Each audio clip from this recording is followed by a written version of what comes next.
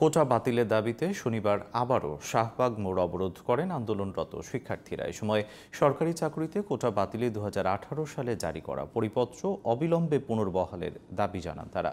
তা না হলে কঠোর কর্মসূচির মাধ্যমে দাবি আদায়ের হুঁশিয়ারি দিয়েছেন তারা। আগামীকাল বিকাল ৩টায় রাজধানীর শাহবাগ সহ আশপাশের এলাকার প্রতিটি মোড়ে অবস্থান নেওয়ার ঘোষণা দিয়েছেন শিক্ষার্থীরা। ইসমাইল হোসেন জুয়েলের রিপোর্ট। গত ৪ জুলাই ঘোষণা করা কর্মসূচি অনুযায়ী শনিবার বিকেল ৩টায় ঢাকা বিশ্ববিদ্যালয়ের কেন্দ্রীয় গ্রন্থাগারের সামনে জড়ো হতে থাকে কোটা বাতিলের দাবিতে আন্দোলনরত শিক্ষার্থীরা।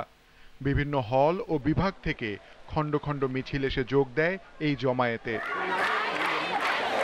আমরা নারীরা আমরা যথেষ্ট মেধাবী, যোগ্য, আমাদের কোনো কোটার দরকার নেই। আমরা একটা বৈষম্যমুক্ত বাংলাদেশ চাই। আজকে যারা কৃষক, শ্রমিক, মজুর, তাদের সন্তানরা কি কৃষক, শ্রমিক, মজুরি হবে? এরকম তো হতে পারে না। যতক্ষণ পর্যন্ত না কোটা বাতিল, সমস্ত ধরনের কোটা বাতিল হচ্ছে, ততদিন পর্যন্ত আমরা রাজপথ ছাড়বো না। বিকেল 3:30টার দিকে শুরু হয় মিছিল। ঢাকা বিশ্ববিদ্যালয়, পলাশী সহ বিভিন্ন এলাকা প্রদক্ষিণ শেষে শাহবাগে আসে শিক্ষার্থীরা।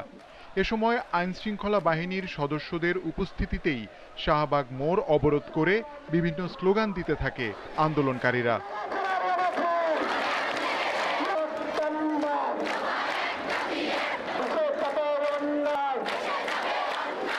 কোটার মাধ্যমে বৈষম্য তৈরি হচ্ছে উল্লেখ করে বিক্ষোভকারীরা বলেন, অবিলম্বে এই পদ্ধতি বাতিল করতে হবে।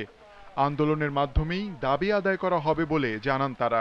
আমরা কখনো মুক্তিযুদ্ধের বিরুদ্ধে না, মুক্তিযোদ্ধাদের বিরুদ্ধে না, আমরা হচ্ছে তাদের যে কোটা দেওয়া হচ্ছে তাদের বিরুদ্ধে। এই বিষয়টা আসলে পুরোটাই অত্যন্ত বৈষম্যমূলক। আমাদের ছাত্র সমাজের জন্য 30% কোটা এটা কখনোই মান্য না।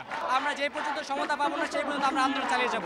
আমাদের আন্দোলন চলবে, এটা হচ্ছে হাইকোর্টের রায় যতক্ষণ না আবার কনসিডার করে আমাদের দাবি মানছে, আমরা ততক্ষণ রাজপথে থাকব। গত 1 জুলাই থেকে ধারাবাহিকভাবে সড়ক অবরোধ সহ বিভিন্ন কর্মসূচি পালন করছে কোটা বাতিলের দাবিতে আন্দোলনরত শিক্ষার্থীরা।